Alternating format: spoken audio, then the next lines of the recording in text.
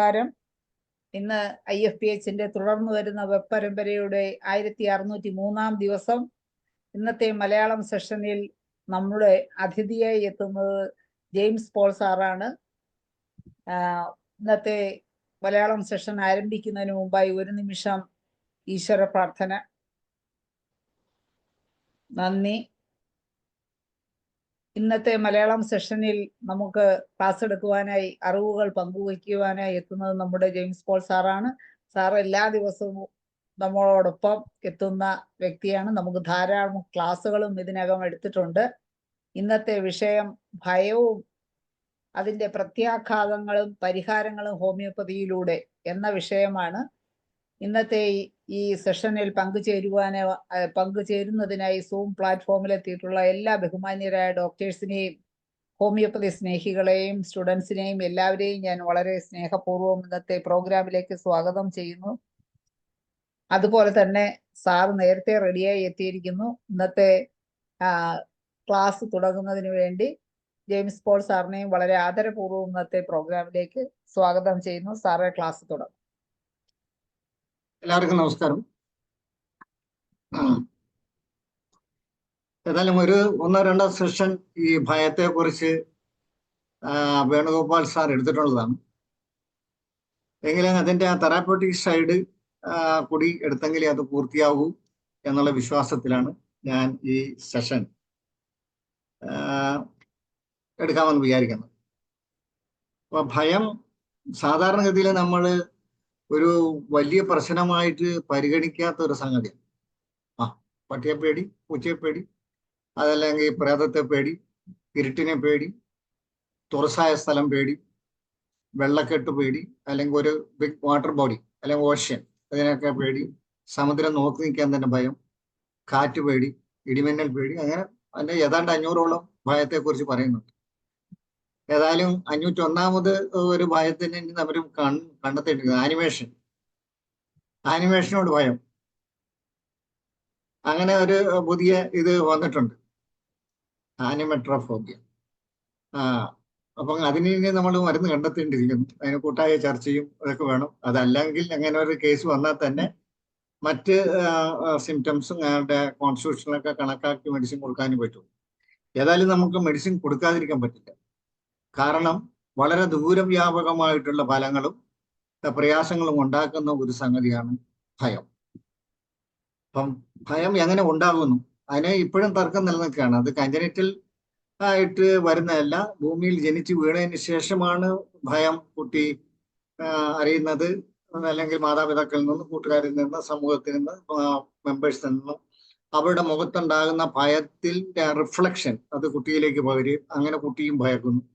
അങ്ങനെയാണ് വരുന്നത്. അതല്ലാതെ കഞ്ചനിറ്റലായിട്ട് ഭയം ഇല്ല എന്നൊരു കൂട്ടർ പറയുമ്പോൾ അതല്ല, കഞ്ചനിറ്റലായിട്ട് തന്നെ കുട്ടികൾക്ക് ഭയപ്പെടുന്നുണ്ട്. കാരണം ജനിച്ച ഉടനെ ഒരു കുട്ടി പ്രത്യേകിച്ച് ഇതൊന്നുമല്ലാതെ 1-ാം ദിവസം 2-ാം ദിവസം വയറ്റിൽ നിന്ന് പോകുന്ന സമയത്ത് അത് ഗ്യാസോട് കൂടി പോവുകയാണ്, കുട്ടി ഞെട്ടിത്തെറിക്കുകയും കരയുകയും ചെയ്യുന്നതാണ്. അത് മറ്റെന്തെങ്കിലും ഒരു ശബ്ദം അസാധാരണ, ഈവൻ നമ്മുടെ മെറ്റീരിയൽ ഉണ്ടല്ലോ, ഒരു കടലാസ് ചീന്തുന്നത്, ആ ചെറിയ ശബ്ദം പോലും കുട്ടി ഞെട്ടി വരയ്ക്കുന്നത് നമ്മൾ പഠിച്ചിട്ടുണ്ട്. അപ്പം അതെല്ലാം കഞ്ചനിറ്റലാണ്. കുട്ടി ഇവിടെ വന്നതിന് ശേഷം ഇങ്ങനെ ശബ്ദത്തോട് പ്രതികരിക്കുകയും ഭയപ്പെടുന്നതല്ലല്ലോ ആ കുട്ടിയിൽ നിലനിൽക്കുന്ന ഭയം.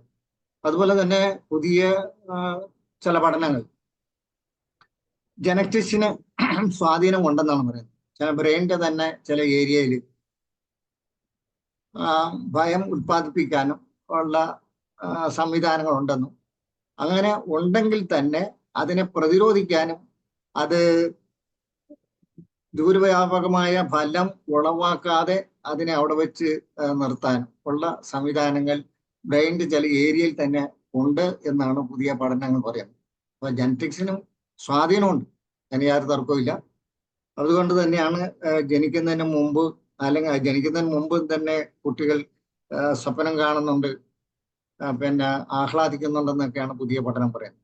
അപ്പൊ ആ രീതിയിൽ കഞ്ചനിറ്റലായിട്ട് തന്നെ ഈ ഭയം കുട്ടിയിലേക്ക് എത്തുന്നുണ്ട് എന്ന് വിശ്വസിക്കേണ്ടി വരുന്നു. ഏതായാലും പുതിയ പഠനങ്ങൾ അതിലേക്ക് നയിക്കും എന്ന് പ്രതീക്ഷിക്കുന്നു.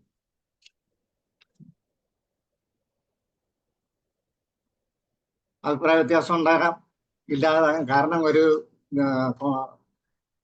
കോൺട്രവേഴ്സറി ആയിട്ടുള്ള ഒരു സബ്ജക്റ്റ് കൂടിയാണല്ലോ.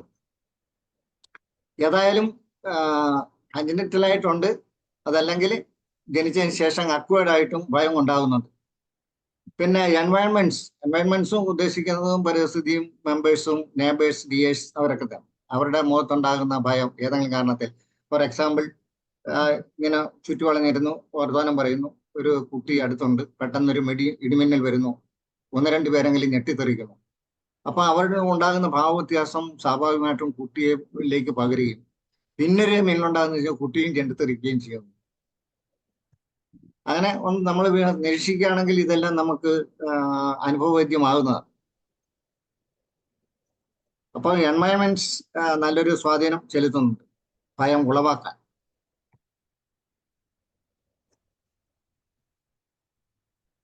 പിന്നെ ഭയം ഏതെല്ലാം രീതിയിൽ നമ്മളെ അഫക്റ്റ് ചെയ്യുന്നു അത് വളരെയധികം ഉണ്ട്.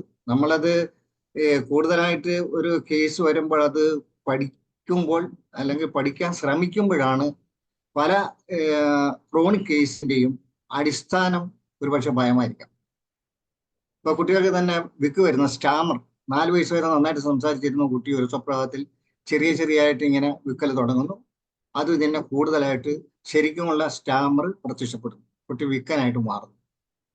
അപ്പം സ്വാഭാവികമായിട്ടും അതിന് ഉണ്ടായിട്ടുള്ള ഈ 4-ാം വയസ്സിൽ ഉണ്ടായിട്ടുള്ള ഒരു ഭയം, ഏതെങ്കിലും കാരണത്താൽ ഉണ്ടായിട്ടുള്ള ഭയമാണ് വിക്കുണ്ടാക്കാനായിട്ട് ഒരു കാരണം.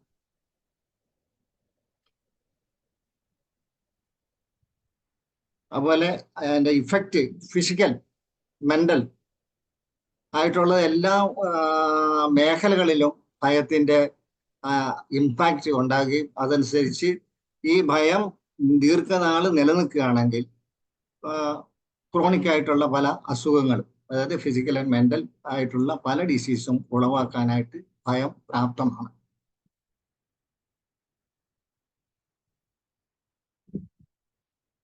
അതിന്റെ ഫിസിക്കൽ ഇഫക്ട്സ്, ഒന്ന് കാർഡിയോവാസ്കുലർ സിസ്റ്റം. അപ്പൊ പെട്ടെന്നൊരു ഭയം കഴിഞ്ഞ് സ്വാഭാവികമായിട്ട് അയാൾക്ക് നെഞ്ചിടിപ്പ് കൂടും. BP നമ്മൾ നോക്കുകയാണെങ്കിൽ BP കൂടുതലായിരിക്കും.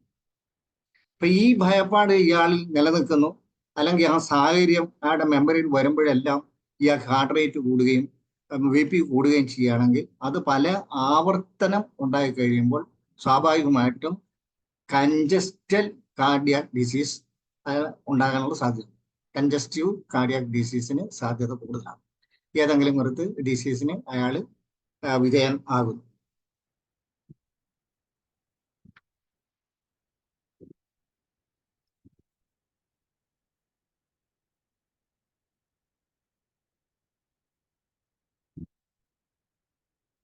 ദെൻ ഇമ്മ്യൂൺ സിസ്റ്റത്തെ ബാധിക്കുന്നുണ്ട്. ഇമ്മ്യൂൺ സിസ്റ്റം നമുക്കറിയാം വളരെ വ്യാപകമായിട്ടുള്ള പല സിസ്റ്റങ്ങളുടെ ഒന്നിച്ചുള്ള ഒരു പ്രവർത്തനമാണ് നമ്മുടെ ഇമ്മ്യൂണിറ്റി നിലനിർത്തുന്നത്. അപ്പൊ അവിടെ അലിമെന്ററി സിസ്റ്റം, അതായത് ലിവർ ഉൾപ്പെടെയുള്ള അലിമെന്ററി സിസ്റ്റം ആകുന്നുണ്ട്. ഹീമോപോയറ്റിക് സിസ്റ്റം, ബ്ലഡ് നമ്മുടെ ഇമ്മ്യൂണിറ്റിയെ വർദ്ധിപ്പിക്കാനായിട്ട് ഭാഗഭാഗത്വം എടുക്കുന്നുണ്ട്. അതേപോലെ തന്നെ എൻഡോക്രൈൻ സിസ്റ്റം നമ്മുടെ ഇമ്മ്യൂണിറ്റി നിലനിർത്താനായിട്ട് ഭാഗവാക്കാകുന്നു. അപ്പൊ ഈ സിസ്റ്റത്തെ എല്ലാം ബാധിക്കുന്ന സംഭവമാണ് ഭയം. അപ്പൊ അങ്ങനെ ബാധിക്കുമ്പോൾ ഇതെല്ലാം അതിന്റെ പ്രവർത്തനങ്ങൾ മന്ദീഭവിക്കുമ്പോൾ സ്വാഭാവികമായിട്ടും ഇമ്മ്യൂണിറ്റി കുറയും.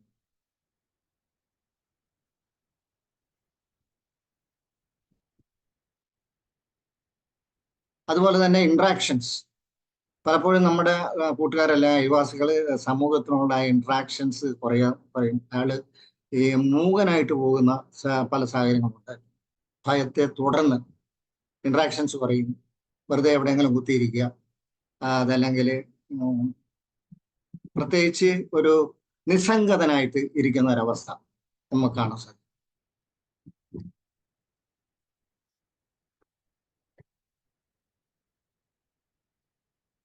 പിന്നെ മസ്കുലർ പെയിൻ, ഫേഷ്യോ മസ്കുലർ പെയിൻ തുടർച്ചയായിട്ട് പലരും വരുന്നുണ്ട്. ആ പെയിൻ എന്ത് കൊടുത്താലും ആ പെയിൻ മാറുന്നില്ല. ഏതെങ്കിലും സാഹചര്യത്തിൽ അത് വീണ്ടും ജനിക്കുന്നു, വീണ്ടും ഉണ്ടാകുന്നു. ഒരു പക്ഷേ അയാൾക്ക് പറ്റിയ ഒരു ഭയത്തിൽ നിന്നുള്ള ഇമ്പാക്റ്റ് ആയിരിക്കാം ഈ ഒരു മസ്കുലോഫേഷ്യൈറ്റിസ് തുടർച്ചയായിട്ട് അല്ലെങ്കിൽ ഫ്രീക്വന്റ് ആയിട്ട് ഉണ്ടാകുകയും ഈ ശരീരവേദന ഉണ്ടാക്കുകയും ചെയ്യും.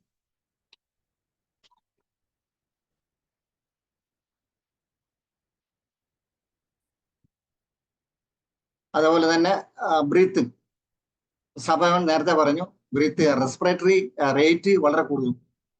17 എന്നുള്ളത് ചിലപ്പോൾ 20 25 പെർ മിനിറ്റിൽ ഈ റെസ്പിറേഷൻ ആയി കഴിയുമ്പോൾ അത് പിന്നെ ആ സാഹചര്യം, ഈ ഭയപ്പെടുന്ന സാഹചര്യം ഇയാളുടെ ഓർമ്മയിലെത്തുമ്പോൾ ഇയാൾ വീണ്ടും അയാളുടെ റെസ്പിറേറ്ററി റേറ്റ് കൂടുന്നു. അത് പിൽക്കാലത്ത് കോർക്ക് പൾമണലെ, അതായത് ശ്വാസകോശത്തിൽ നിന്നുണ്ടാകുന്ന പ്രഷർ മൂലം കാർഡിയാക് ഡിസീസ് ഉണ്ടാകാം. പ്രത്യേകിച്ച് റൈറ്റ് വെൻട്രിക്കുലാർ ഹൈപ്പർട്രോഫി, അതിന് സാധ്യത കൂടുതലാണ്. അപ്പൊ അങ്ങനെ ഒരു കേസ് വരികയാണെങ്കിൽ നമ്മൾ ഈ തരത്തിൽ കൂടിയുള്ള ഒരു അന്വേഷണം അപ്പോഴേ നമുക്ക് ഒരു ശരിയായ വഴിയിൽ അല്ലെങ്കിൽ ശരിയായ ഒരു റെമഡിയിൽ എത്തിച്ചേരാൻ പറ്റുള്ളൂ. മെന്റൽ ഇഫക്റ്റ്, നേരത്തെ ഞാൻ പറഞ്ഞു, പലരും ഗ്ലൂമി ആയിട്ടിരിക്കുന്നു. അതേപോലെ തന്നെ സോഷ്യൽ കോണ്ടാക്ട് എല്ലാം കുറയുന്നു. പിന്നെ അയാളുടെ മെന്റൽ കപ്പാസിറ്റി കുറയുന്നു. അതായത് ഡിസിഷൻ മേക്കിംഗ്, അതൊരു വലിയ കാര്യമാണ്. പ്രത്യേകിച്ച് പേഴ്സണാലിറ്റി ട്രേറ്റ്സിന്റെ വളരെ ഒരു മുഖ്യ ട്രേറ്റ്സ് ആണ്, ട്രേറ്റ് ആണ് ഈ ഇഡിയം, അതായത് ഇഫക്റ്റീവ് ഡിസിഷൻ മേക്കിംഗ്. അത് വിത്തിൻ മിനിറ്റ്സ് വിത്തിൻ സെക്കൻഡ്സ് ഒരു ഡിസിഷൻ എടുക്കാനുള്ള കപ്പാസിറ്റി ഉള്ള പലരും ആ ഒരു തീരുമാനം എടുക്കാൻ പറ്റാതെ ഇങ്ങനെ വിങ്ങി ഇരിക്കുന്ന ഒരവസ്ഥ ഉണ്ടാകാനായിട്ട് സാധ്യത.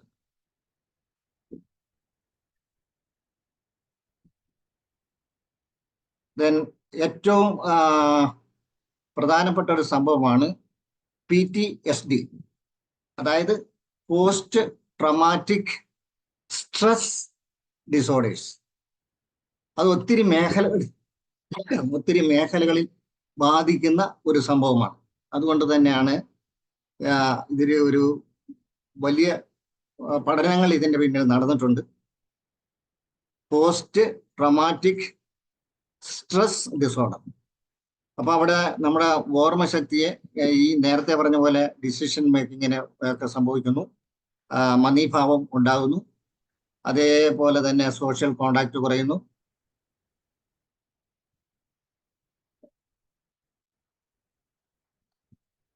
ചിലര് വയലന്റ് ആവുന്നു, ചിലർ പ്രതികരണ ശേഷി തന്നെ പറയുന്നു, ചിലർ പ്രതികരണം തന്നെ ഓവറാകുന്നു. അതേപോലെ മാനസികമായിട്ടുള്ള പല പ്രശ്നങ്ങളും ഈ ഒരു സംഭവത്തിൽ നിന്നുണ്ടാകാം. ചിലർക്ക് പനി, നീണ്ടു നിൽക്കുന്ന ഒരു പനി ഉണ്ടാകാം. അപ്പോൾ ഒരാള് ഈ ട്രോമയ്ക്ക് വിക്ടിം ആകാം, വിറ്റ്നസ്സും ആകാം. വിക്ടിം ആകാം, വിറ്റ്നസ്സും ആകാം. ഈ രണ്ടാൾക്കും ഈ അനുഭവം, അതിന്റെ ഇമ്പാക്റ്റും ഉണ്ടായിട്ടുള്ളതായിട്ട് കണ്ടിട്ടുണ്ട്.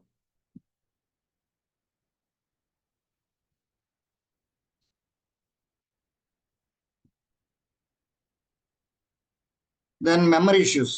ചിലരുടെ നല്ല ഓർമ്മശക്തി ഉള്ളവരുടെ മെമ്മറി ചോർന്നു പോകുന്നതും പലപ്പോഴും ഇങ്ങനെ തടഞ്ഞ് എടുക്കേണ്ട ഒരു സാഹചര്യം ഉണ്ടായിട്ടുള്ളതായിട്ട് കാണുന്നുണ്ട്. അപ്പം മെമ്മറിയെയും ശക്തമായിട്ട് ബാധിക്കുന്ന ഒരു സംഭവമാണ് ഭയം, നീണ്ടു നിൽക്കുന്ന ഭയം.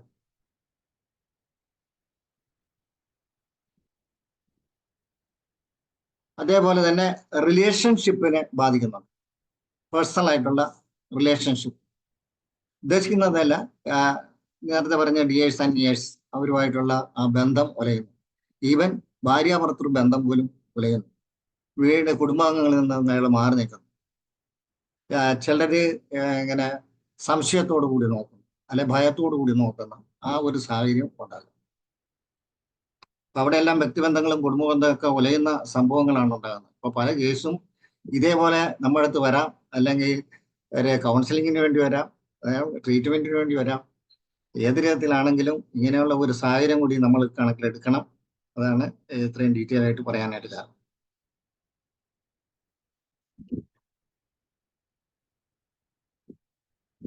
ഇപ്പൊ ഇത്രയും പറഞ്ഞതിൽ നിന്നും ഏതാണ്ട് വളരെ കുറച്ച് സമയമായുള്ളൂ. എന്തെങ്കിലും ഒരു 10 മിനിറ്റ് ചോദ്യോത്തരങ്ങൾക്ക് സമയമുണ്ട്.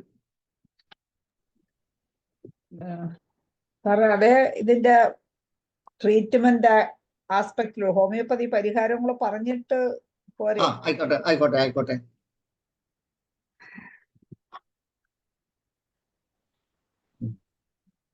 അപ്പം വളരെ കോമൺ ആയിട്ടുള്ള ഭയങ്ങൾ, അതിൻ്റെ സർവ്വസാധാരണമായ റെമഡീസും.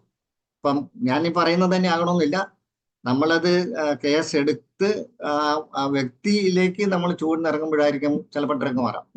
എങ്കിലും കൂടുതൽ സാധ്യതയുള്ള ഡ്രഗ്സ് ആണ് ഞാൻ ഇവിടെ പറയാൻ ഉദ്ദേശിക്കുന്നത്. ഒന്ന് നിക്ടോഫോബിയ. നേരത്തെ പറഞ്ഞല്ലോ 500-ന് മേലെ ഫോബിയസ് ഉണ്ട്. അതിൽ മോസ്റ്റ് കോമൺ ആയിട്ടുള്ളതാണ് ഇവിടെ പറയാൻ ആഗ്രഹിക്കുന്നത്. നിക്ടോഫോബിയ, നൈറ്റ് അല്ലെങ്കിൽ ഡാർക്ക്, ഇതിനെ പേടി. പൾസാറ്റില കാർഗോവെച്ച്. Then claustrophobia. ക്ലസ്ട്രോ മീൻസ് ക്ലോസ്ഡ് ആയിട്ടുള്ള സ്ഥലങ്ങൾ, അടച്ചിരിക്കാനായിട്ട് ഭയം, അത് ഒറ്റയ്ക്കിരിക്കുമ്പോൾ കൂടുതൽ ഭയം. സെമിസിഫുഗ ആൻഡ് സുസിനിക് ആസിഡ്.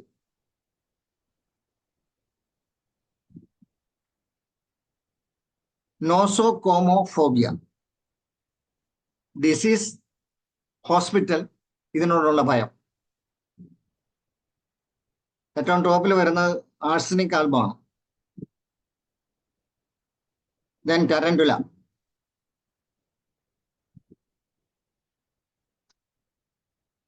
സ്ക്ലീറോഫോബിയ. ക്രിമിനൽസിനെ അല്ലെ തീവ്സിനെ ഭയം. സിംഹം മറ്റ്. കാലിബ്രോ. Then glossophobia, that means public speaking. അതിനോടൊരു ഭയം. കാരണം സ്റ്റഫ് ഉണ്ടെങ്കിലും അത് പറഞ്ഞു ഫലിപ്പിക്കാനായിട്ട് ഭയം. വാക്ക് കിട്ടാതെ വരിക, തപ്പിത്തടഞ്ഞ് സംസാരിക്കേണ്ടി വരിക.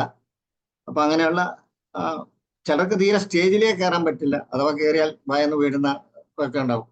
നിങ്ങളെ എല്ലാവരും കേട്ടു കാണുമെന്ന് തോന്നുന്നു. വിൻസ്റ്റൺ ചർച്ചിൽ ലോകപ്രസിദ്ധ വാഗ്മിയാണ്.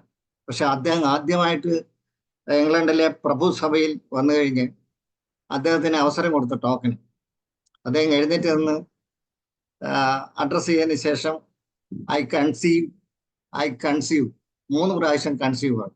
അപ്പൊ ആരോ എഴുന്നേറ്റ് എന്ന് പറഞ്ഞ് Winston conceived 3 times but none delivered. ആ മനുഷ്യനാണ് പിൽക്കാലത്ത് ലോകപ്രസിദ്ധ വാഗ്മേയത്ത്. അപ്പം പബ്ലിക് സ്പീച്ചിന് ഭയമുള്ളവരുണ്ട്. അത് നമുക്ക് മരുന്ന് കൊടുത്ത് അവരെ ശരിയാക്കാൻ പറ്റും.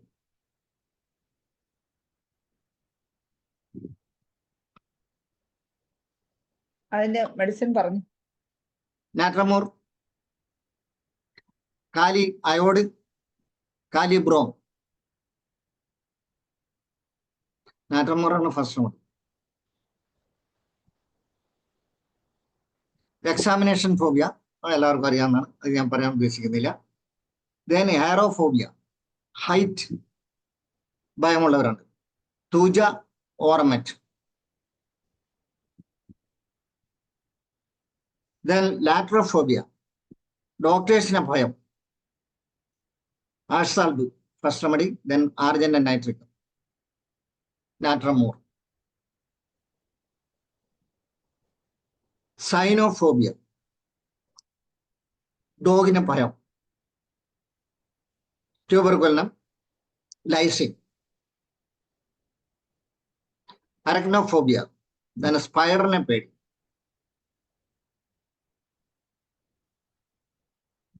സ്ട്രമോണിയം. ദെൻ ഗാമോഫോബിയ, മാരേജിന് ഭയമുള്ളവർ. Pulsatilla, sepia, staphysagria.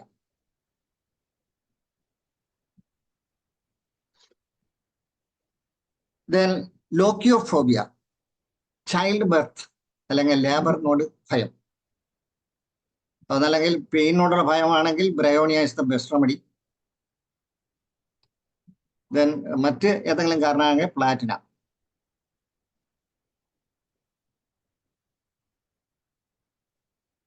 ദെൻ ടെക്നോഫോബിയ, അതായത് ഇൻസ്ട്രുമെന്റ്സിനോടുള്ള ഭയം.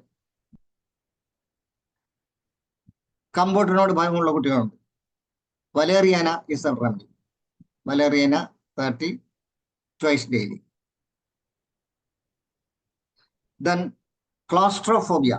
നേരത്തെ പറയുന്നത് ക്ലസ്റ്റർ ആണ്, ഇത് ക്ലോസ്ട്രോ, CLAU, open space, thuja, coca. Then astrophobia, that means ഇടിമിന്നല്, കൊടുങ്കാറ്റ്, ശബ്ദത്തോടുള്ള തണ്ടർ മാത്രം, ഇതിനോടെല്ലാം ഭയം. ഞാൻ പറഞ്ഞിരുന്നു, ഒരു നായക്കുട്ടി ഈ ഇടിമിന്നൽ വരുമ്പോഴേ ഓടി കട്ടിലേക്ക് കയറുന്ന, കട്ടിലിന്റെ അടിയിൽ കയറുന്ന ഒരു സംഭവം.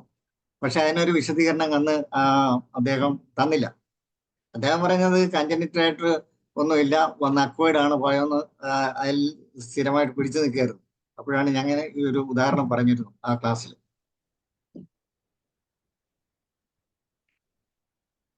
ദെൻ അക്വാഫോബിയ, വെള്ളത്തിനോടുള്ള ഭയം, റിയലൈസിങ്.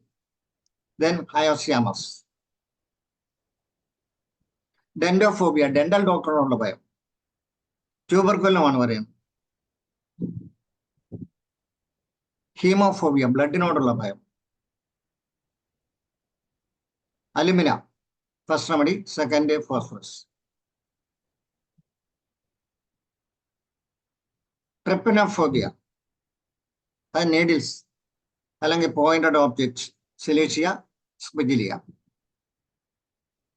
സോഷ്യോഫോബിയ, അതായത് സോഷ്യൽ, അതായത് സമൂഹ ബന്ധിയായിട്ടുള്ള ഉത്സവങ്ങൾ, പെരുന്നാളുകൾ, മാരേജ് ഫങ്ഷൻസ്, മറ്റു മീറ്റിംഗ്, ഈ സ്ഥലത്തൊന്നും പോകാത്ത കുട്ടികളുണ്ട്, even മുതിർന്നവരുമുണ്ട്.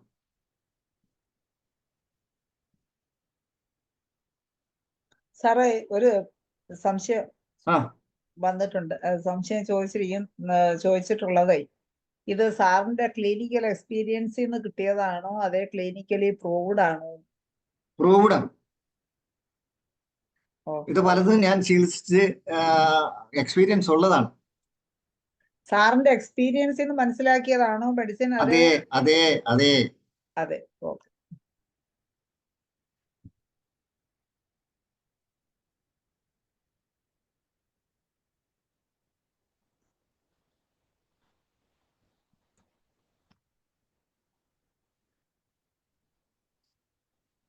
Then agoraphobia, open space.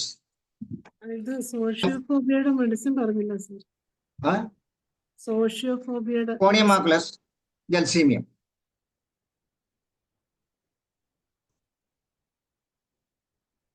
അഗോറോഫോബിയ, open space, അത് വന്നിട്ടുള്ള മെറ്റീരിയൽ മെഡിക്കലെല്ലാം എടുത്തു പറയുന്നുണ്ട്. കൽക്കരിയ കാർബ്, നക്സ്വാമിക്ക.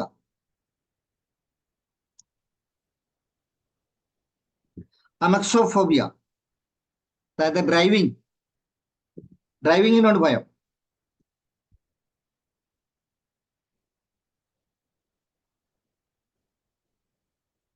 ഇതെല്ലാം വളരെ റെയർ ആയിട്ടുള്ള റെമഡിയാണ്.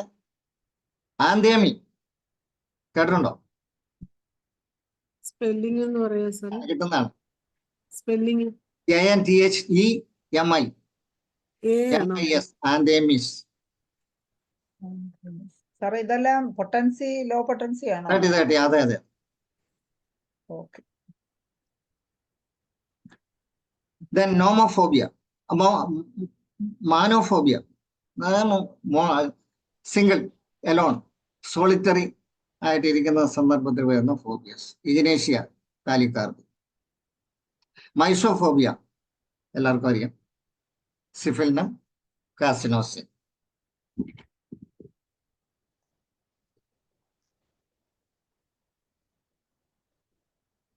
ഓർണിത്തോഫോബിയ, ബേർഡ്സ്. ലൈസിനാണ് first remedy.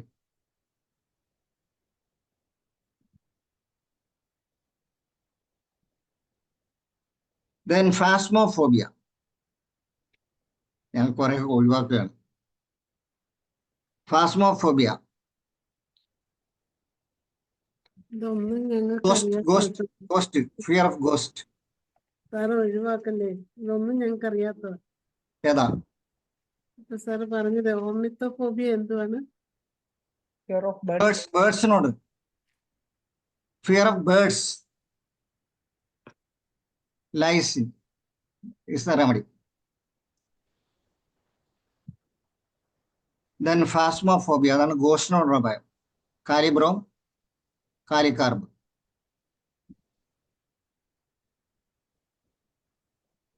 സൂഓഫോബിയ, fear of animals. വലേറിയാന.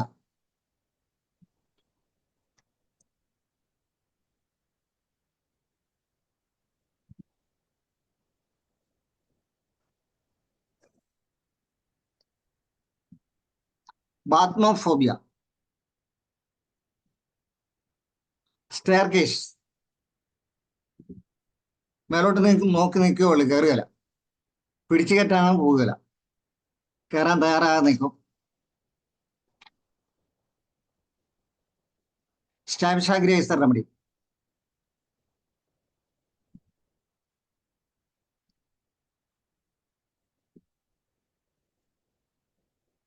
Then സ്കോളിയോനോ, അതായത് സ്കൂളിൽ പോകാൻ മടി, ഭയം. സ്കോളിയോനോ phobia. Lycopodium is the remedy. John വീറിന്റെ പുസ്തകത്തിൽ നന്നായിട്ട് അതിനെപ്പറ്റി ഒരു കമന്റ് കൊടുത്തിട്ടുണ്ട്, ലൈക്കോപോഡിയം.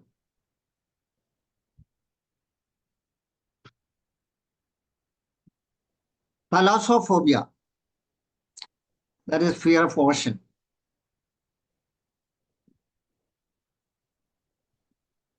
അത് ലാർജ് സ്പേസ്, അതല്ലെങ്കിൽ അങ്ങനെയുള്ളത് വെച്ചോണ്ടേ ഉൾക്കാൻ പറ്റുള്ളൂ. അതിന്റെ നോക്കിയപ്പോ ഇങ്ങനെ വന്നതേ ഉള്ളൂ. അങ്ങനെ ഒരു അനുഭവം എനിക്ക് വന്നിട്ടില്ല. കടൽ ചൊരുക്കൊക്കെ വന്നിട്ടുണ്ട്, സീ സിക്നസ്. അതല്ലാതെ ഇങ്ങനെ കടൽ കണ്ടു പേടിച്ച് ഒരാൾ വന്നിട്ടില്ല. പക്ഷെ അങ്ങനെ ഒരു ഫോബിയ ഉള്ളതായിട്ട് കണ്ടു, അതുകൊണ്ട് ഞാൻ പറഞ്ഞത്. Then forest, xylophobia, fear of forest. Medicine അതിന്റെ എന്നതായിരിക്കാം, മെഡിസിൻ എന്തോ മെഡിസിൻ പറഞ്ഞില്ല, ഫിയർ ഓഫ് ഓഷൻ. ഇല്ല, എനിക്ക് അങ്ങനെ ഒരു കേസ് വന്നിട്ടില്ല, അതിനെപ്പറ്റി ചിന്തിച്ചിട്ടില്ല. അത് പറഞ്ഞ ആർക്കെങ്കിലും സജഷൻ വെക്കണമെങ്കിൽ വെക്കാം. ഓപ്പൺ സ്പേസ് ആകാം, അല്ലെ വിജനതയാകാം, അതിന്റെ പരപ്പാകാം, ഭയപ്പെടുത്തുന്ന ഏതും ഘടകമാകാം. നമുക്ക് കേസ് അങ്ങനെ കിട്ടിയിട്ടില്ല. പക്ഷെ സീ സിക്നസ് ഒക്കെ വന്നിട്ടുണ്ട്, അതിന് മരുന്ന് കൊടുത്തിട്ടുണ്ട്.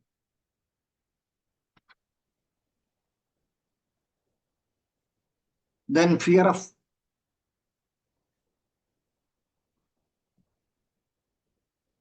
Forest, that is xylophobia. ഇനി അപ്രധാനമായിട്ടുള്ള ചില ഭയങ്ങൾ വരുന്നുണ്ട്. പറഞ്ഞു പോവുകയുള്ളു, നമുക്ക് അതിന് മെഡിസിൻ ഒന്നും നിർദ്ദേശിക്കാനില്ല, എങ്കിലും പറഞ്ഞു പോകുന്നു മാത്രം. അറ്റാക്സോഫോബിയ,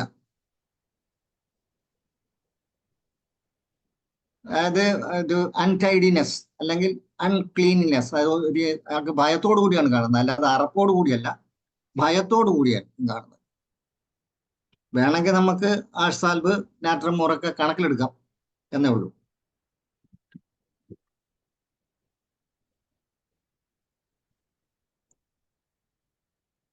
ദെൻ ഇർഗോഫോബിയ, ദാറ്റ് ഈസ് വർക്ക്, ആരുടെ ഡ്യൂട്ടിയോട് തന്നെ ഒരു ഭയം. ഭയത്തോടു കൂടി നോക്കി കാണുകയും പോകാതിരിക്കുകയും മടിഞ്ഞിരിക്കുകയും ചെയ്യുന്ന സംഭവങ്ങളുണ്ടാവും. കൊടുക്കാവുന്ന മെഡിസിൻ ആഴ്സാൽബാണ്.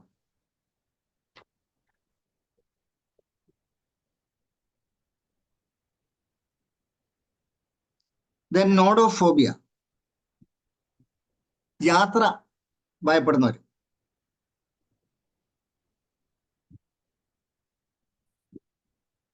എനിക്കങ്ങനെ കേസ് വന്നിട്ടില്ല. യാത്ര ഇഷ്ടപ്പെടുന്നവരുടെ കേസേ വന്നിട്ടുണ്ട്. പുറപ്പെട്ടു പോവുക, സെറ്റ് ഔട്ട് ആയി പോവുക, അങ്ങനെയുള്ളവരുടെ കേസ് വന്നിട്ടുണ്ട്. പക്ഷെ യാത്ര ഇഷ്ടമില്ലാത്ത കേസ് വന്നിട്ടില്ല. പക്ഷെ അങ്ങനെ ഒരു ഫോബിയ ഉണ്ട് എന്ന് പറഞ്ഞതേ ഉള്ളൂ. വേണമെങ്കിൽ ക്യാപ്സിക്കം ഒക്കെ ആലോചിക്കാവുന്നതാണ്.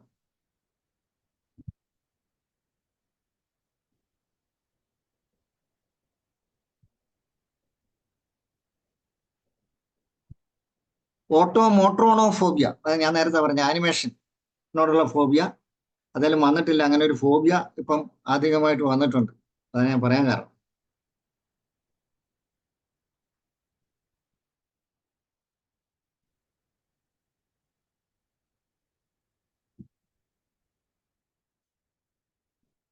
വളരെ വിചിത്രമായ ഒരു ഭയം, ലോണോമെട്രോഫോബിയ. ക്ലോക്കിനോട് ഭയം. ക്ലോക്കാണോ കാലചക്രമാണോ?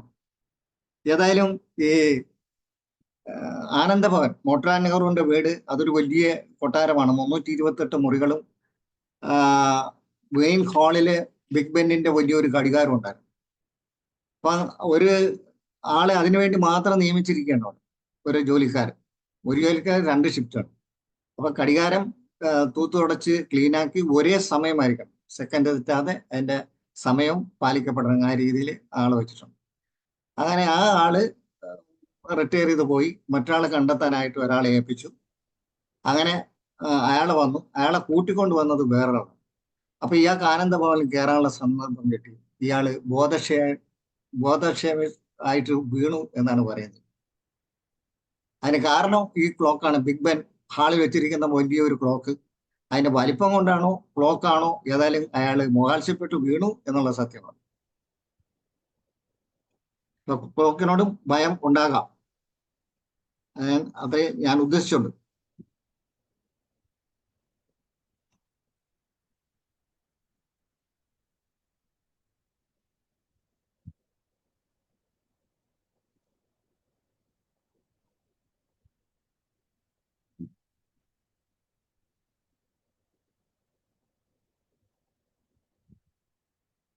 ദെൻ സിബോഫോബിയ, SIBO, ഫുഡിനോട് ഭയം.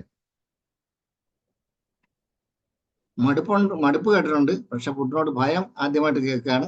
അതായത് അയോസാമസ് ഒക്കെ ട്രൈ ചെയ്യാവുന്ന മെഡിസിനാണ്. മെഗലോഫോബിയ, ലാർജ് ഒബ്ജക്ട്സ്, അത് കണ്ടാൽ ഭയം. അബ്സിന്ത്യം പരിശോധിക്കാവുന്നതാണ്, അല്ല ട്രൈ ചെയ്യാവുന്നതാണ്.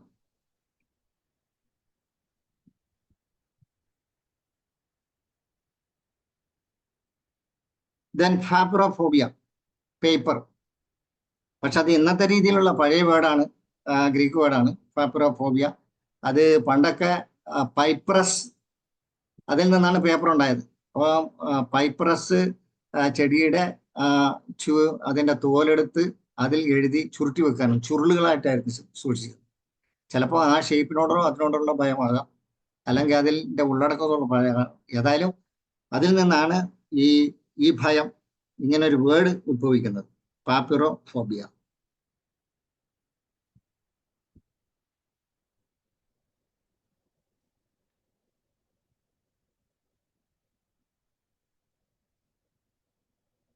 നേരത്തെ പറഞ്ഞ ലോക്യോഫോബിയ എന്ന് പറഞ്ഞ പോലെ തന്നെ കൊയിഷൻ ഫോബിയ ഉണ്ട്. ക്രിയോസോട്ടാണ് റെമഡി. മെഡിസിനോട് ഫോബിയ ഉണ്ട്, ഭയം. പ്രത്യേകിച്ച് മോഡേൺ മെഡിസിന്റെ ഷേപ്പും വലിപ്പവും ഒക്കെ കണ്ടുകൊണ്ടായിരിക്കാം. ഏതായാലും അയോസാമസ് ആണ് റെമഡി.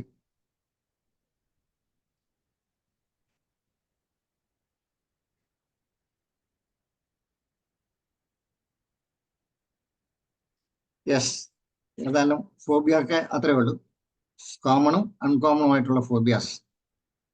ഇനി ഇതിന്റെ ഇഫക്റ്റ് ഓഫ് ഫിയേഴ്സ്, അത് നമുക്കങ്ങനെ, ഞാൻ നേരത്തെ പറഞ്ഞു, ഒരു ഭയം ഉണ്ടായിക്കഴിഞ്ഞാൽ ലോങ് സ്റ്റാൻഡിങ്ങിൽ ആൾക്ക് മറ്റ് മെന്റൽ ഫിസിക്കൽ പ്രോബ്ലംസ് അല്ലെങ്കിൽ ഡിസീസായിട്ട് മാറാനുള്ള സാധ്യതയുണ്ട്. അപ്പോൾ ആ രീതിയിലുള്ള കേസുകൾക്ക് ഏതാണ്ട് കോമൺ ആയിട്ടുള്ള റെമഡീസ് കൂടെ പറഞ്ഞ് നിർത്താം എന്ന് വിചാരിക്കുന്നു. ഭയം കൊണ്ടുണ്ടാകുന്ന abortion, opium, then agitation,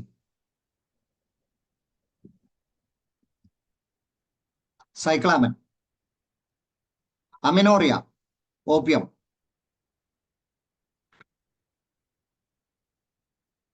anorexia, ignatia, aphonia, hyoscyamus നക്സ് ബോക്സ്, ബ്ലൂനെസ് ഓഫ് ഫേസ്, അത് നീണ്ടു നിൽക്കുന്നതാണ്, പെട്ടെന്നുണ്ടായി മാറുന്നതല്ല. ഈ ലോങ് സ്റ്റാൻഡിങ് ആയിട്ട് നിന്ന് കഴിഞ്ഞാൽ ആളുടെ ഫേസ് തന്നെ ബ്ലൂ ആയി മാറുന്ന കണ്ടീഷനാണ്. വെറാട്രം album.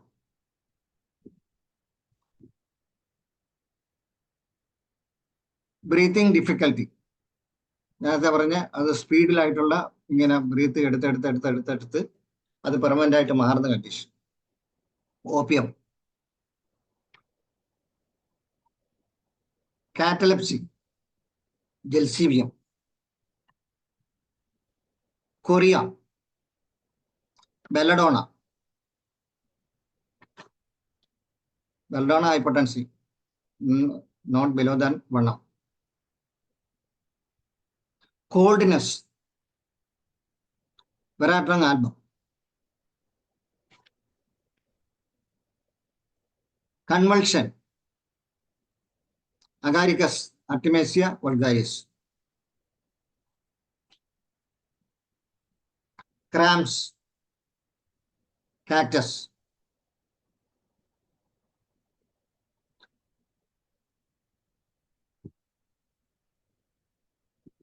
The crawling through the limbs, veratrum album.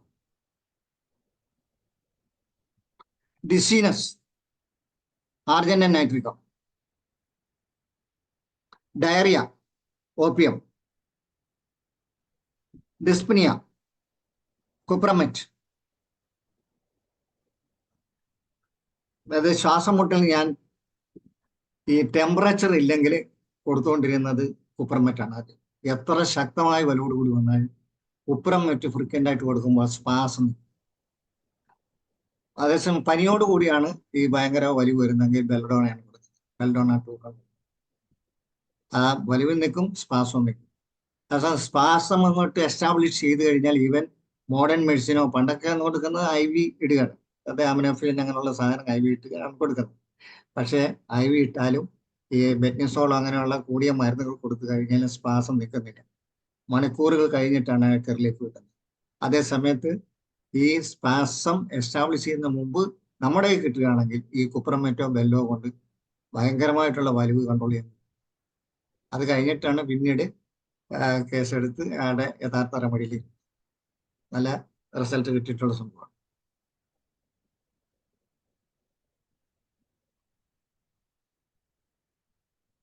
Then epilepsy, artemisia vulgaris. കാരണം അതിന് പ്രത്യേകിച്ച് ഇങ്ങനെ ഓറയൊന്നും ഉണ്ടാകുന്നില്ല.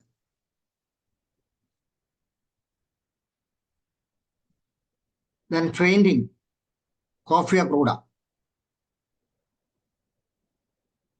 Involuntary stool, argent and nitricum.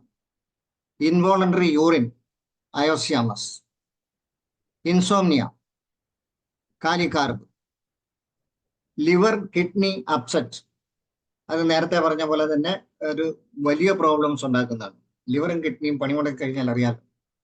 അത് വളരെ ചുരുക്കം പേർക്ക് അത് സംഭവിക്കാവുന്നതാണ്. അതായത് മെറ്റബോളിസം എല്ലാം അവിടെ സ്റ്റാൻഡ് സ്റ്റില്ലാക്കുക. അലിമെന്ററി പെരിസ്റ്റാൾട്ടിക് മൂവ്മെന്റ്സ് എല്ലാം സ്റ്റാൻഡ് സ്റ്റില്ലാകും. അതുപോലെ തന്നെ കിഡ്നിയുടെ പ്രവർത്തനം നിൽക്കും. യൂറിയയും അമോണിയയും എല്ലാം ഇങ്ങനെ അക്യുമുലേറ്റ് ചെയ്യുന്ന ഒരവസ്ഥ ആണ് ഈ അപ്സെറ്റ്. പ്രത്യേകിച്ച് ലിവർ ആൻഡ് കിഡ്നി അപ്സെറ്റ് ഭയപ്പാട് കൊണ്ടുണ്ടാകാം. പലപ്പോഴും ചിലർക്ക് ഇങ്ങനെ ഈ അൺകോൺഷ്യസ് ആകുന്നതും അതല്ലെങ്കിൽ ഷോക്ക് ആകുന്നതും അതിനെ തുടർന്ന് ഡെത്ത് ഉണ്ടാകുന്നു. ഇതാണ് കാരണം.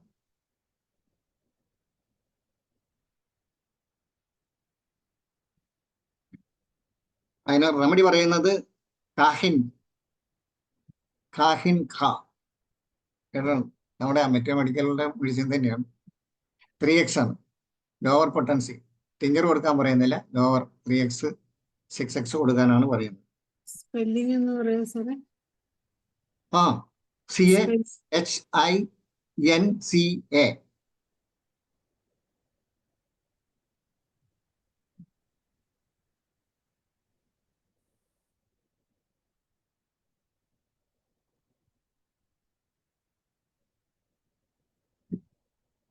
പെയിൻ ഹിയർ ആൻഡ് ദെയർ, എന്താ പറഞ്ഞ ഫേഷ്യോ മസ്കുലൈറ്റിസ് പോലെ അത് മാറി സ്ഥലം മാറി അവിടെ ഇവിടെ വരാം. എന്നും വേദനയായിരിക്കും.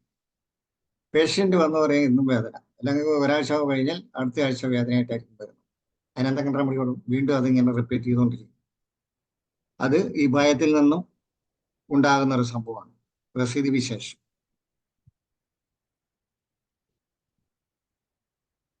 Merxol is a remedy. Then palpitation.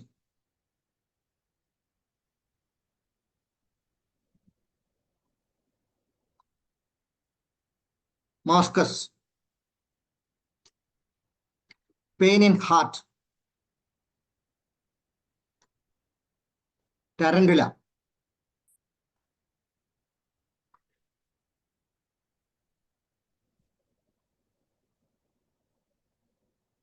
Paralytic limbs. Stramonium.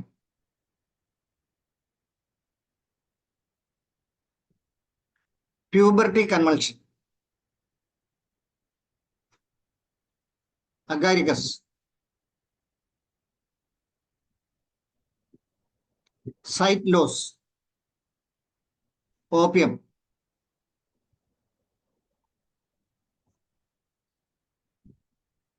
Screams, especially at night during sleep.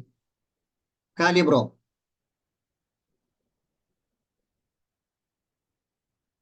Tetanus or tetanic convulsion.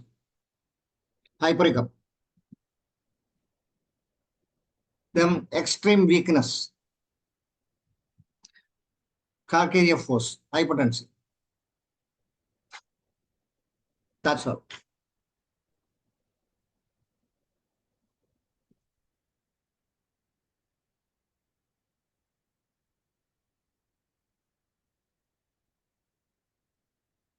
എന്നാലും ഭയം ഇത്രയും പ്രശ്നങ്ങൾ ഉണ്ടാക്കും എന്ന് പലരും കരുതിയിട്ടുണ്ടാകില്ല.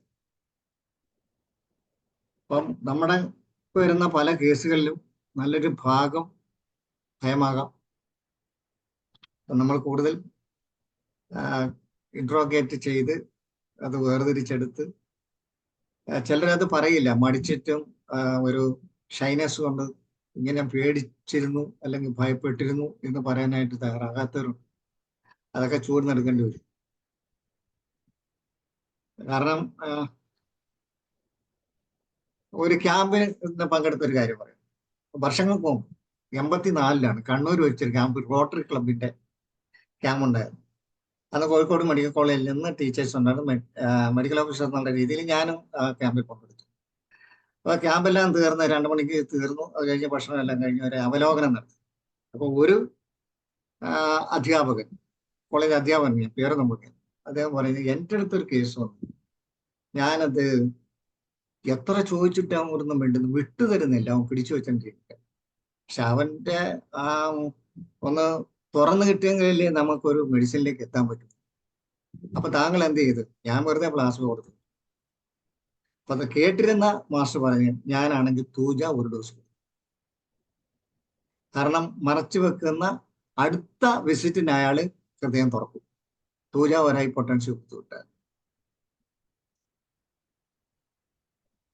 84 കണ്ണൂർ വെച്ച് നടന്ന ഒരു ക്യാമ്പിന്റെ അനുഭവമാണ് ഈ പറഞ്ഞത്. ഓക്കെ, ഏതായാലും കുറച്ച് സമയമുണ്ട്. 10-15 ആയുള്ള സമയമുണ്ട്. സാർ എന്തായാലും വളരെ നല്ല ഒരു വളരെ നല്ല അറിവുകളാണ് സാർ പങ്കുവച്ചത്. ഇത്രയും ഫോബിയാസ് അല്ലെ പേടികൾ ഉണ്ടെന്നും ഇത്രയും തരം ഫോബിയാസ് ഉണ്ടെന്നും അതിൽ നിന്ന് ഇത്രയും പ്രശ്നങ്ങൾ ഉണ്ടാകുമെന്നും ഒക്കെ സാറ് പറഞ്ഞ പോലെ തന്നെ എല്ലാവരും ഇപ്പോഴായിരിക്കും വിചാരിക്കുന്നത്. കാരണം ഒരുപാട് പേര് അവിടെ വേദന ഇവിടെ വേദന എന്ന് വരുന്നത് പോലും ചിലപ്പോൾ ഏതെങ്കിലും ഒരു ഫിയറിൽ നിന്ന് ആവാമെന്നുള്ളത് ഇപ്പോഴാണ് നമ്മളത് നോക്കുന്നത്. ഫൈബ്രോമയാൾജിയൊക്കെ മാത്രമായിരിക്കുമെന്നാണ് ഇതുവരെ നമ്മൾ ധരിച്ചിരുന്നത്.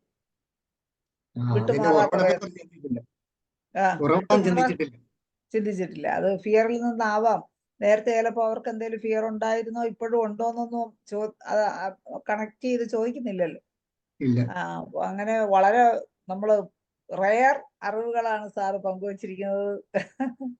വളരെ സന്തോഷം.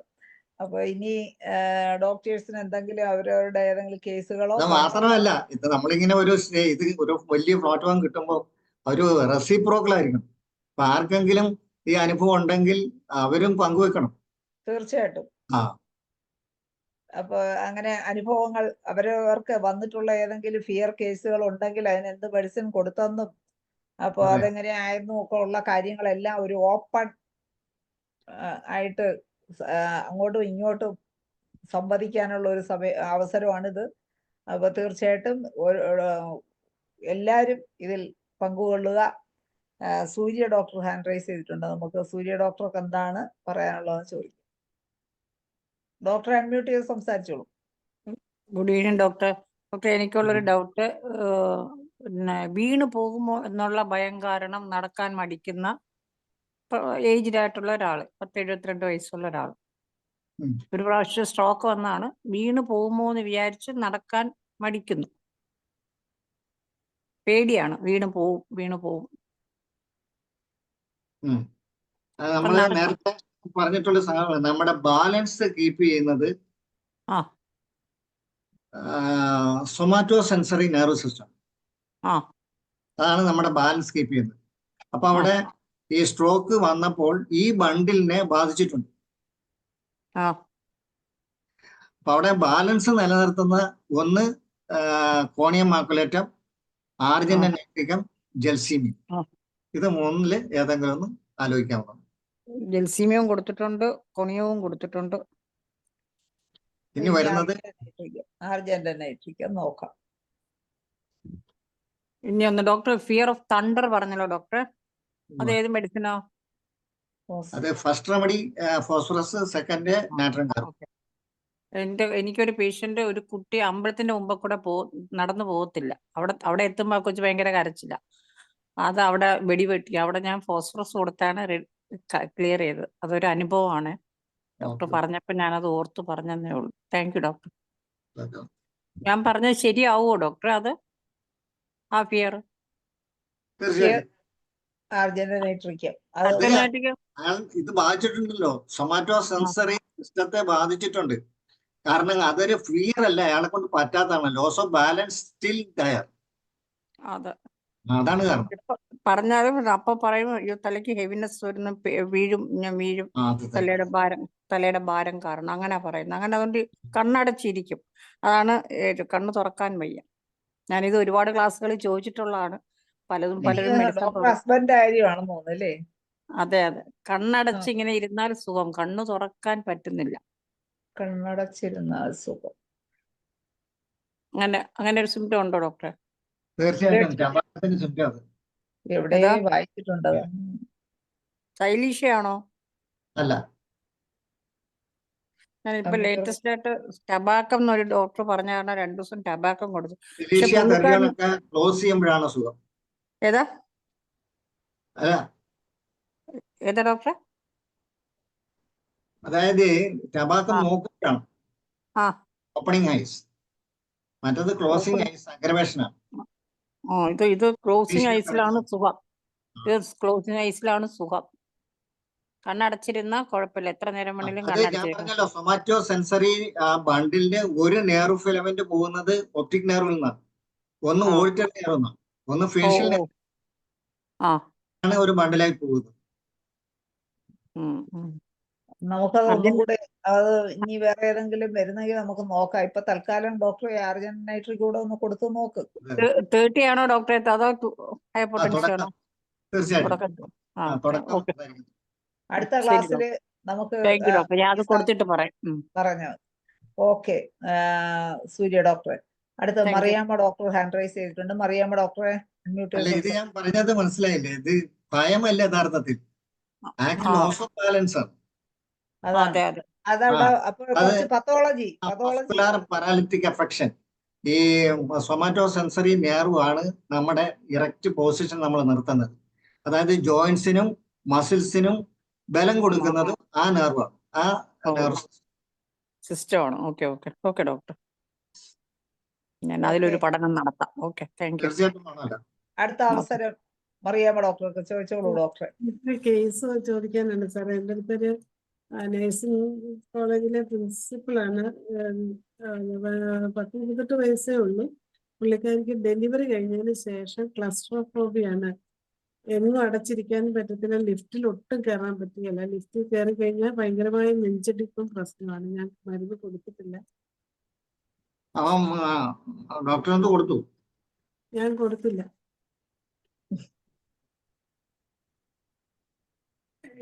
കൊടുത്തില്ല. എന്തോ ഞാൻ ഒന്നും കൊടുത്തില്ല. ആ. ആരോടെങ്കിലും ചോദിച്ചിട്ട് കൊടുക്കാന്നുള്ള രീതിയിൽ. സുക്സനിക് സാറിന്റെ ആസിഡ് ക്ലാസ് try ചെയ്യാം. സാറിന്റെ ക്ലാസ് വരട്ടെ എന്ന് പ്രതീക്ഷിച്ചിരുന്നത്. പ്രതീക്ഷിച്ചിരുന്നു. സുക്സനിക് ആസിഡ് ട്രൈ ചെയ്യാം. അതിന് അതിന്റെ സ്പെല്ലിംഗ് എന്ന് പറയാം സാറേ. SUCCI സുക്സനിക് acid. ആസിഡ് ഒന്നും വായിക്കാം. അത് 30 കൊടുത്താൽ മതിയോ? സിമിസിഫുഗ ട്രൈ ചെയ്യാം. സുസനിക് ആസിഡ് ആണെങ്കിലും 30 ആണ് അല്ലേ? ആ 30 തുടങ്ങാം. രണ്ടും 30 ആ കൊടുത്തു. Thank you sir. കഴിഞ്ഞു. ഓക്കെ മറിയമ്മ ഡോക്ടറെ. അടുത്തത് ഗീത ഡോക്ടറാണ്. ഡോക്ടറെ അൺമ്യൂട്ട് ചെയ്ത് സംസാരിച്ചു. അൺമ്യൂട്ട് ചെയ്യാമോ? ഓക്കെ. നേരത്തെ സൂര്യ ഡോക്ടർ ചോദിച്ചതിന് അലൂമിന ട്രൈ ചെയ്യാ. Fear of falling. Fear falling. ആ alumina. Okay okay doctor, thank you doctor, ഞാൻ നോക്കാം. പിന്നെ ഇപ്പൊ മറിയമ്മ ഡോക്ടർ പറഞ്ഞ ഇതിന് സിംസിഫ്യൂഗയും ലാക് ഡിഫ്ലറേറ്റവും വരുന്നുണ്ട്. സിംസിഫ്യൂഗ സാർ പറഞ്ഞു. ലാക്ക് ലാക് ഡിഫ്ലറേറ്റത്തിനും ആ സിംറ്റം ഉണ്ട്. മറിയമ്മ ഡോക്ടർ കേട്ടുവാണെന്ന് വിചാരിക്കും. അതെ. മറിയമ്മ ഡോക്ടർ പറഞ്ഞ ആ സിംറ്റം ക്ലിയർ ആയില്ല ഡോക്ടർ, എന്തുവായിരുന്നു അത്? അത് ക്ലോസ്ട്രോഫോബിയ, ക്ലോസ്ഡ് റൂമിൽ ഇരിക്കുമ്പോ പേടി. Okay okay okay okay. ലിഫ്റ്റിലൊന്നും കയറാനേ പറ്റിയല്ല. Okay okay. ഇങ്ങനെ ലിഫ്റ്റിൽ കയറാൻ പറ്റാത്ത ഒരു പേഷ്യന്റിന് ഈ ലാക് ഡിഫ്ലറേറ്റം കൊടുത്തപ്പോ നല്ല റിലീഫ് ഉണ്ട്. ഏത് പൊട്ടൻസി കൊടുത്തത്? ഞാൻ കൊടുത്തത് 1000 ആണ് ഡോസസ്. അപ്പോ അത് അപ്പൊ ഗീത മാഡം ഒരു 2 അറിവുകൾ പങ്കുവെച്ച് സാറിന് 2 പുതിയ അതെ. അറിവ് കിട്ടി. പക്ഷെ ബാക്കി വേറെ അത്രേ കിട്ടിയുള്ളൂ, വേറെ എങ്ങൊന്നും വരുന്നില്ല. ഇങ്ങോട്ട് വരുന്നില്ല, അങ്ങോട്ട്. ഇനി ഷാജി ഡോക്ടർ ഹാൻഡ് റൈസ് ചെയ്തിട്ടുണ്ട്. ഡോക്ടറെ സംസാരിച്ചു. അൺമ്യൂട്ട് ചെയ്തേ ഡോക്ടറെ. പെയിൻ ഇൻ ഹാർട്ട് എന്ന് പറഞ്ഞായിരുന്നല്ലോ, അതിന് തെർഡിയോൺ എന്നല്ലേ പറഞ്ഞത്? ഏതാ? Fear of heart, pain in heart, കറണ്ടില്ല. ടാരൻറ്റുല. അത് പിന്നെ പെയിൻ ഇൻ ഹാർട്ട്. ഭയം ഒരു ഭയപ്പെട്ട് കഴിയും. പിന്നെ ആൾക്ക് അതിനെപ്പറ്റി ചിന്തിക്കാൻ പാടില്ല, നേരെ പെയിൻ വരുന്ന ഹാർട്ടിലാണ്. തെർഡിയോണും പറയുന്നുണ്ട്, ഈ സ്പൈഡറിൽ പറയുന്നുണ്ട്. കാർഡിയക് ആങ്സൈറ്റി എന്ന് തന്നെ പറയുന്നുണ്ട് അതില്, ഈ നോട്ടില്.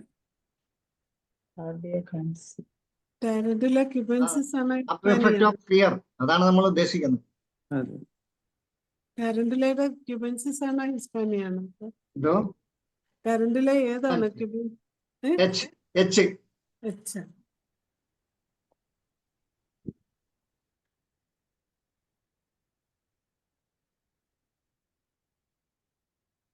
ഓക്കെ. ഇനി അപ്പൊ എന്തെങ്കിലും ഇനി ആർക്കെങ്കിലും സംശയമുണ്ടോ? സൂര്യ ഡോക്ടർ നേരത്തെ ഹാൻഡ് റൈസ് ചെയ്താണോ? അതെ ഇല്ലല്ലോ ഡോക്ടർ, നേരത്തെ കണ്ടു. ഓക്കെ. ഷാജി ഡോക്ടർക്ക് ഇനി എന്തെങ്കിലും പറയാനുണ്ടോ? ഇപ്പൊ ഇല്ല. ഓക്കെ. അപ്പൊ ഇനി ആർക്കും കേസുകളോ ഇങ്ങോട്ട് എന്തെങ്കിലും അനുഭവങ്ങളോ പറയാനുണ്ടെങ്കിൽ തീർച്ചയായിട്ടും പറയാം.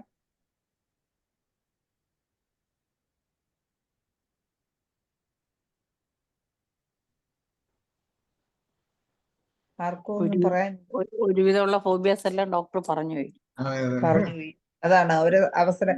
വേറെ സാറ് പറഞ്ഞ മെഡിസിൻ അല്ലാതെ വേറെ ഏതെങ്കിലും ഉപയോഗിച്ച്, അതാണ് വേണ്ടത്.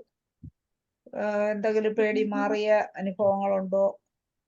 സാർ ആ ഡെന്റലിന്റെ ഒന്നും പറഞ്ഞില്ലേ, അതൊന്നും കിട്ടിയില്ല സാർ. ഡെന്റൽ ട്യൂബർക്കുലോ? അതിന് ഫോബിയയുടെ പേരെങ്ങനെ? ഡെൻഡോഫോബിയ തന്നെ. ഡെൻഡോഫോബിയ തന്നെ. ഫിയർ ഓഫ് പിന്നെ ഓപ്പറേഷൻ എന്ന് പറയുന്നതും വേണമെങ്കിൽ കൺസിഡർ ചെയ്തൂടെ ഡോക്ടർ? കൺസൾട്ട് അങ്ങനെ ചെയ്യാവുന്നതാണ്. അങ്ങനെ കൽക്കേരിക്കാർ ചെയ്യാവുന്നതാണ്. ചെയ്യാവുന്നതാണ്. കൽക്കേരിക്കാർ പറയുന്നുണ്ട് ഈ ഫിയർ ഓഫ് ഓപ്പറേഷൻ എന്ന് പറയുന്നത്. അപ്പൊ ഫിയർ ഓഫ് ഓപ്പറേഷൻ സാർ പറഞ്ഞില്ല, ഇല്ല വന്നില്ല. ഇല്ല. അപ്പോഴും അപ്പൊ ഓപ്പറേഷന് അത് ഫിയർ ഓഫ് ഓപ്പറേഷൻ തന്നെ അല്ലേ എന്റെ അതെ, അതെ. പേര്? അങ്ങനെ പറയുന്നു. അതിന് കാൽക്കേരി കാർബാണോ മെഡിസിൻ? കൽക്കേരിക്കാർ ആ റെപ്പർട്ടറിയിൽ പറയുന്നുണ്ട്. ഓക്കെ. അപ്പൊ അതൊരു പുതിയ അറിവാണ്. ഡോക്ടർ ഈ റയർ ഡ്രഗ്സ് പറഞ്ഞത് ലിവർ ആൻഡ് കിഡ്നി ഇത് വരുമ്പോഴാ അല്ലേ? അതെ അതെ അതെ. Okay, thank U. പിന്നെ ഒരു കേസ് ഒരു ആക്സിഡന്റിന് ശേഷം ഒരാൾക്ക് ഈ മുടി വെട്ടുമ്പോൾ ഭയങ്കര പേടി. അങ്ങനെ അവര് നമ്മൾ വേറെ ഡോക്ടർ ഒരു ഡൗട്ട് പറഞ്ഞാണ് നമ്മളെ കൂടെ ഉള്ളത്. അപ്പൊ അവര് കൊടുത്തത് നമ്മളെ സ്പൈജീല് അങ്ങനെ ഷാർപ്പ് ഇൻസ്ട്രുമെന്റ് അങ്ങനെ ഉള്ള കുറെ മരുന്ന് കൊടുത്തു. പക്ഷെ അത് ഒട്ടും കുറയുന്നില്ലായിരുന്നു. പുള്ളി അവിടെ വരുമ്പോഴത്തേന് ഭയങ്കര ഒരു 10-30 വയസ്സുള്ള ആളാണ്. ഈ ആക്സിഡന്റിന് ശേഷമാണ് ഇത് വന്നത്.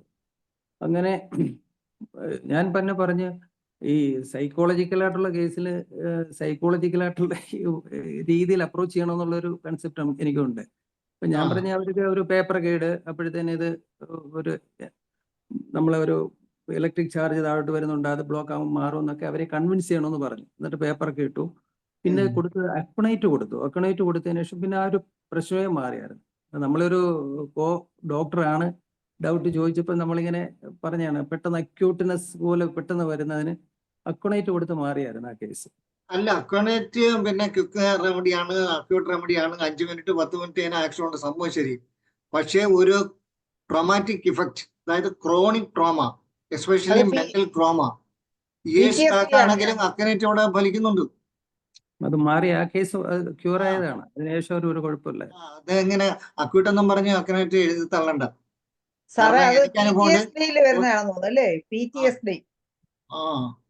കോഴിക്കോടുള്ള ഒരു ഡോക്ടർ, അദ്ദേഹം ഇതുപോലെ എൻ്റെ അടുത്ത് വന്നത് ഇപ്പോഴൊന്നല്ല, 92-ൽ. അപ്പം അദ്ദേഹത്തിന് ഒത്തിരി മാനസിക പ്രശ്നങ്ങളുണ്ടായിരുന്നു. അത് ഒരു ഭയത്തിൽ നിന്നും ഉണ്ടായ ഒരു സംഭവമായിരുന്നു. ഭയമല്ല, ഒരു ശരിക്കും ഒരു മെന്റൽ ട്രോമയാണ്. അതിൽ നിന്നാണ് ഇദ്ദേഹത്തിന് ഈ പ്രോബ്ലം ഉണ്ടായത്. ഞാൻ അദ്ദേഹത്തിന് അക്വനേറ്റ് 50 ആണ് സ്റ്റാർട്ട് ചെയ്തത്.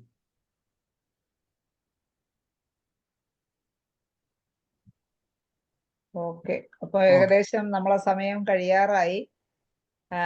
ഇനി ആർക്കെങ്കിലും ആർക്കും ഒന്നും ചോദിക്കാൻ എന്തെങ്കിലും ഉണ്ടോ? ഒരു കാര്യം കൂടെ ചോദിച്ചോട്ടെ? ചോദിച്ചോ. എനിക്ക് എസ്കലേറ്റർ കയറാൻ പറ്റുന്നില്ല സാറേ, ഇതുവരെ കയറിയിട്ടില്ല. എന്താ എന്റെ ബുദ്ധിമുട്ട് എസ്കലേറ്റർ. എസ്കലേറ്റർ നേരത്തെ മറ്റേ സ്റ്റെയർകേസിൽ കയറുന്നതിന്റെ അതേ മെഡിസിൻ വരും. സാർ പറഞ്ഞു അത് തന്നെ കഴിച്ചോ?